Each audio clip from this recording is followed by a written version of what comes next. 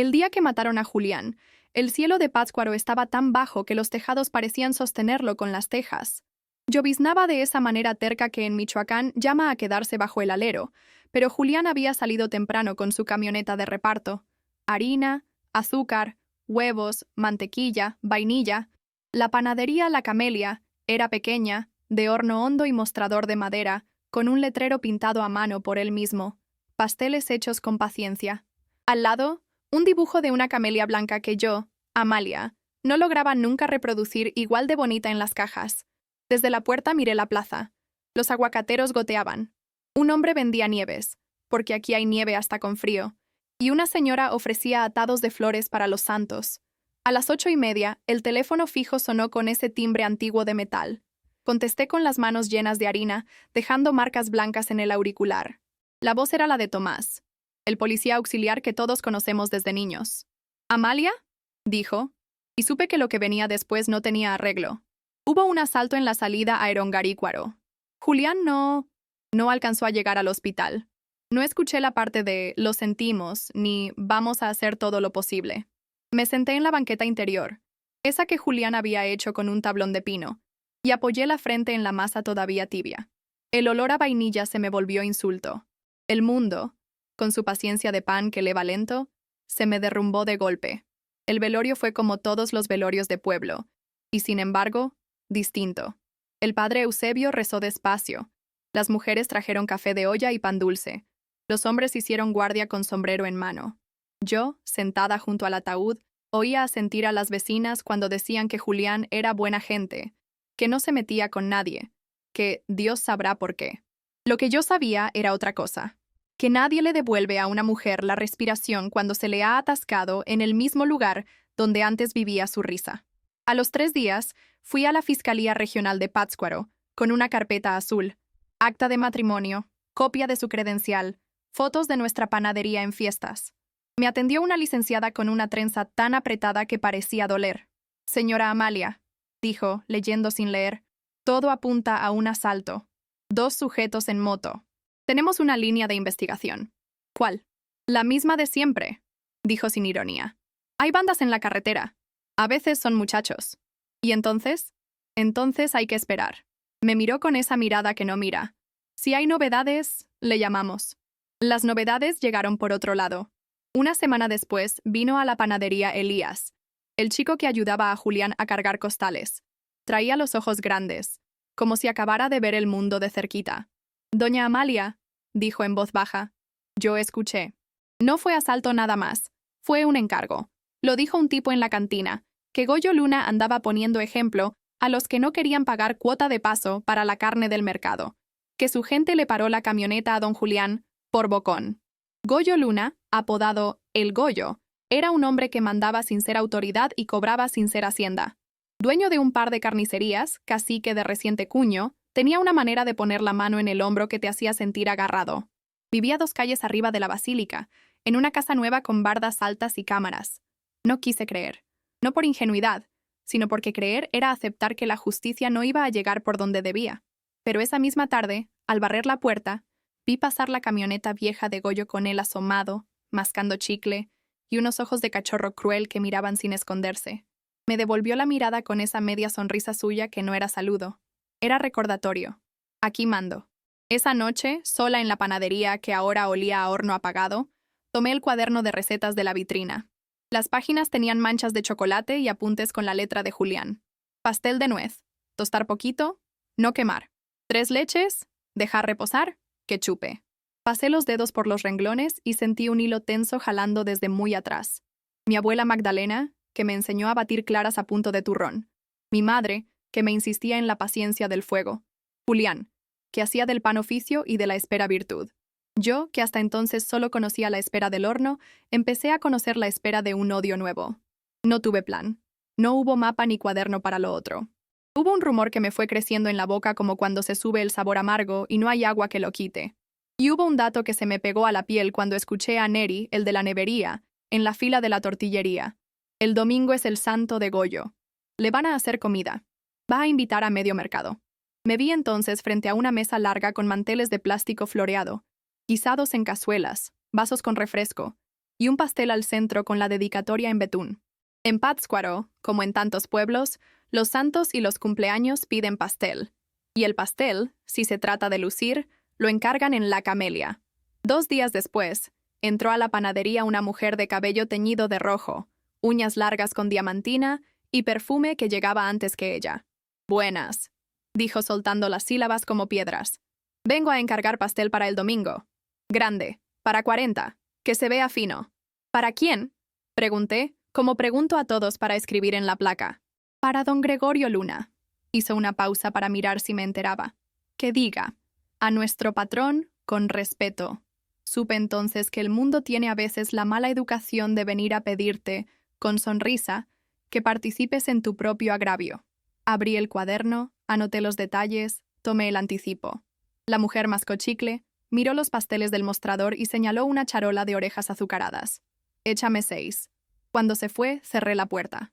Eché la tranca como si quisiera hacer ruido el rito. Me quedé de pie, en la cocina, mirando el horno. Las paredes se achicaron. La voz de Julián, que no era más que mi memoria, dijo en mi cabeza: «No te hagas daño donde no te has hecho bien». Lloré sin ruido. Después de llorar, puse agua a hervir para café y me senté con el padre Eusebio, que vino porque alguien le avisó que yo tenía esa cara.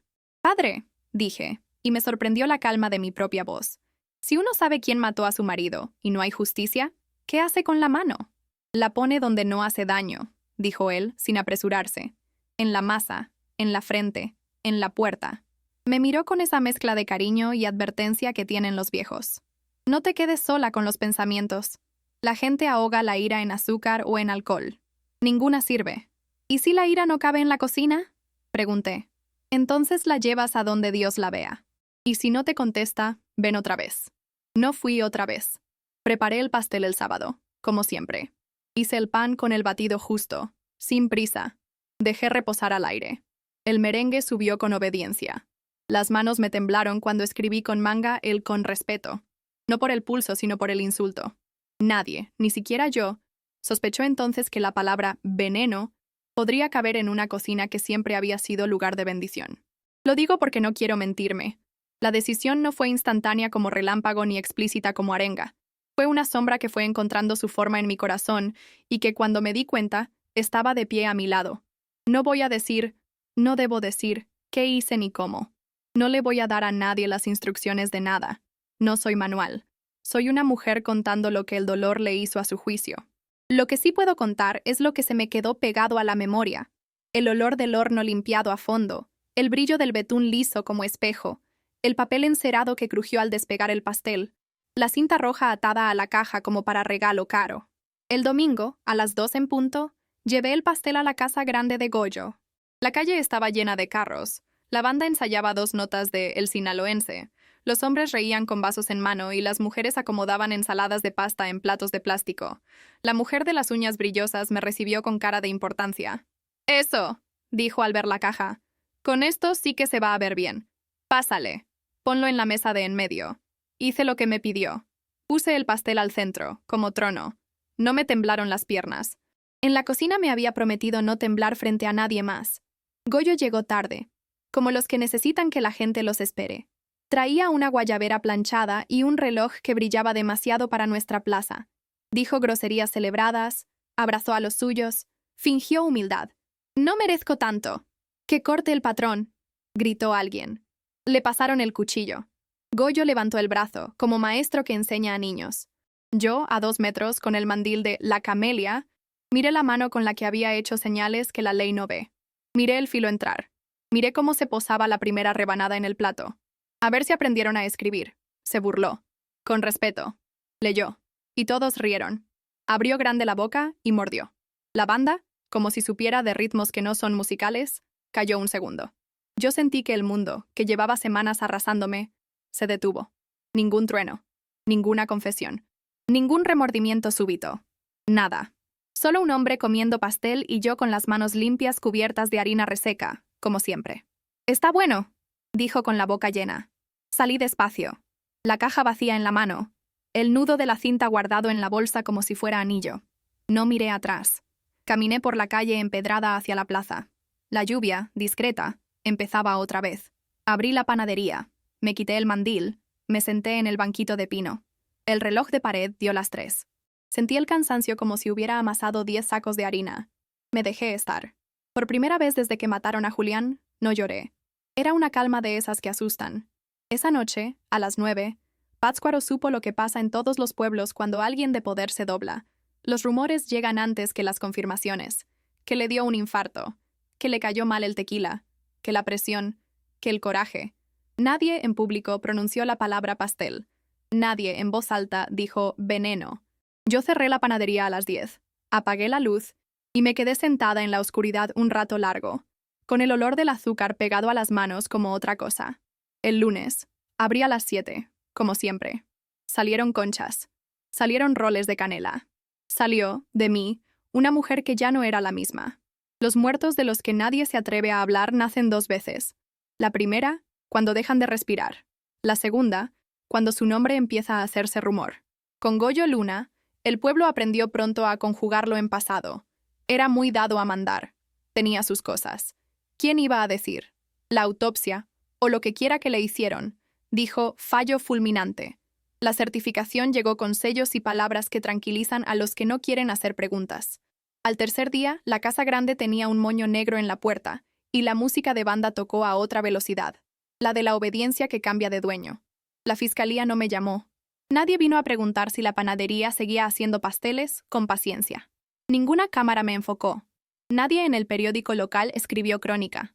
La vida, ese animal arisco, volvió a entrar por la puerta como si supiera que yo la iba a dejar pasar. Me tragué la noticia como se traga pan seco con agua, con cuidado de no atorarse. Lo que sí cambió fue el silencio. Elías, el muchacho que me había contado del encargo, se apareció 3 días seguidos en la puerta con cualquier pretexto. Cargar harina, revisar el gas, barrer la banqueta, y una mirada de perro que quiere saber si lo van a querer. Doña Amalia, dijo al fin, ya no hay quien cobre en la carretera. Los muchachos están nerviosos. Ojalá eso dure, respondí, y el ojalá me salió sin fe. ¿Usted cómo está? Amasando, dije, porque no sé decirlo de otra manera, y durmiendo poco. Durmiendo poco aprendí a escuchar los ruidos de la madrugada, la llanta del camión de la basura, el ladrido del perro de Don Chuy, el repicar de una campanita que nadie sabe de dónde. En ese silencio nuevo, se movió algo adentro. La calma que me había asustado el domingo se fue adelgazando, como betún que se seca y cuartea, y debajo asomó la grieta. Una mezcla de alivio y de culpa, de justicia de bolsillo y de miedo de bolsillo. No fui a confesarme. Me senté en la mesa con el cuaderno de Julián y escribí una carta que no pensaba mandar. Julián, hoy hice 3 pasteles de limón y me quedaron parejos. Barrí la harina de la mesa como barrías tú. Vinieron por la tarde los hijos de Doña Chela por un pastel pequeño para su nieta. Lo pagaron justo, como debe ser. No sé si yo hice bien, si existe esa categoría para lo que hice. Sé que dormí por primera vez sin tu voz hecha pregunta. Y sé que al despertar me mordió el pensamiento. Si yo me hice de una verdad para mí, ¿a quién hice mentira? No me respondas. No quiero que tu voz sea menos limpia por mi culpa. Guardé la carta debajo del mantel, donde nunca guardamos nada. La casa olía a vainilla otra vez, y eso me molestó. Salí al patio y me quedé viendo el cielo.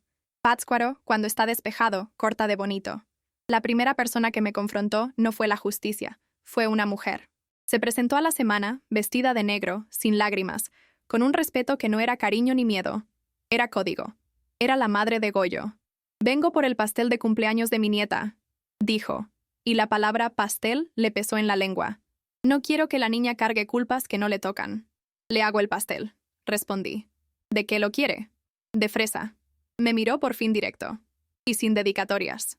En esa conversación, en esa transacción tan simple como un pedido, entendí la otra cara de la moneda que había tirado.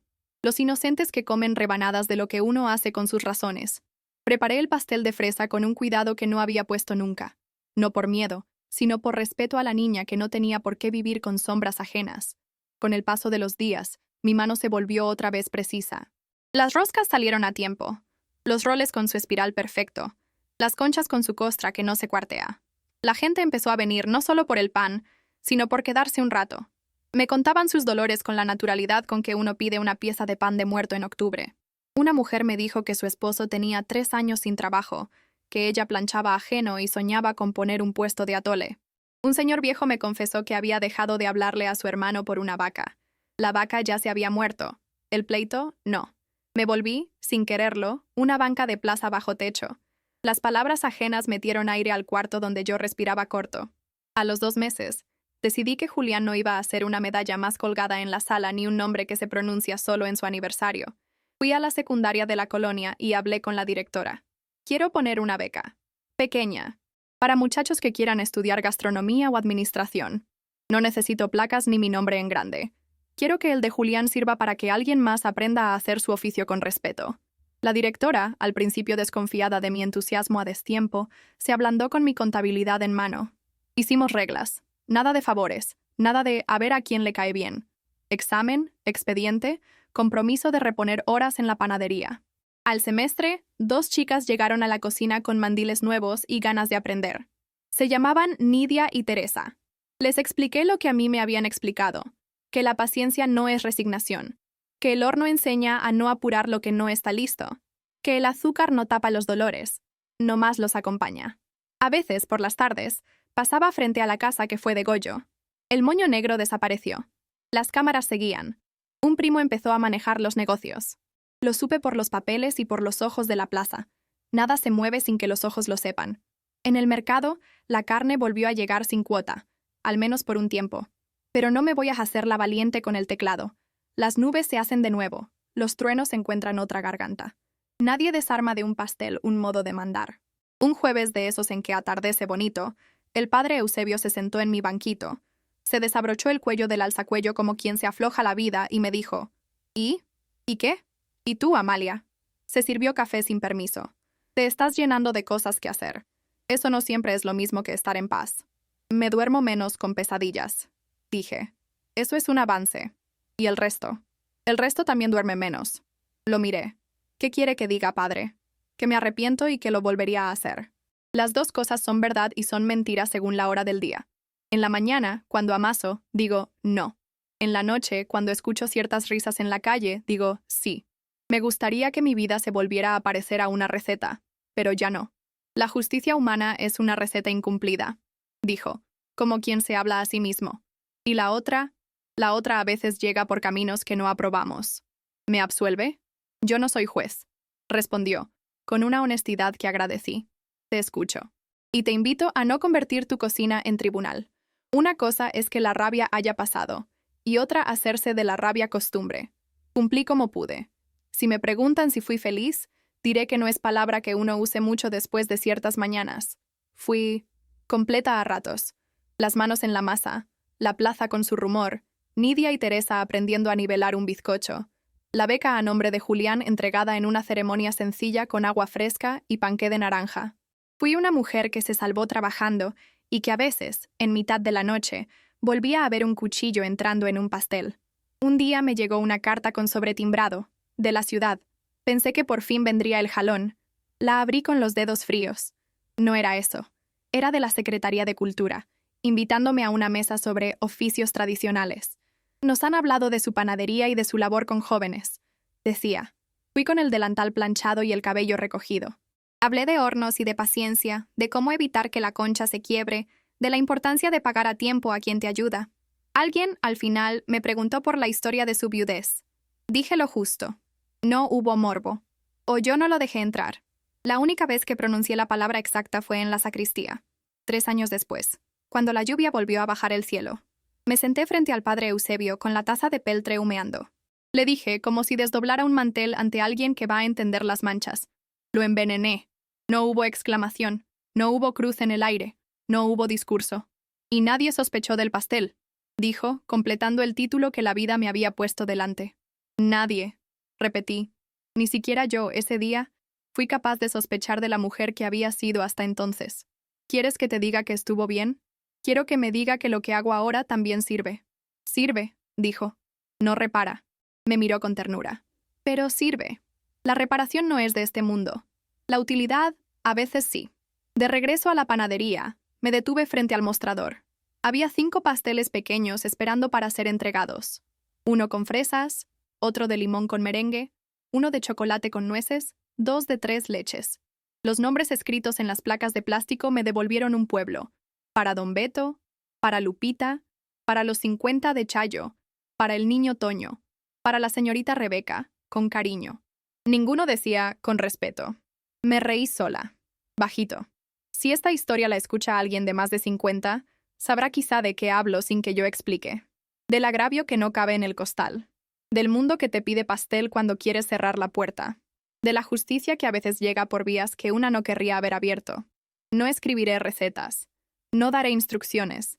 No pondré nombres propios de sustancias. No alentaré a nadie. Diré solo que la vida, que tampoco nos debe, a veces nos pide cuentas con intereses.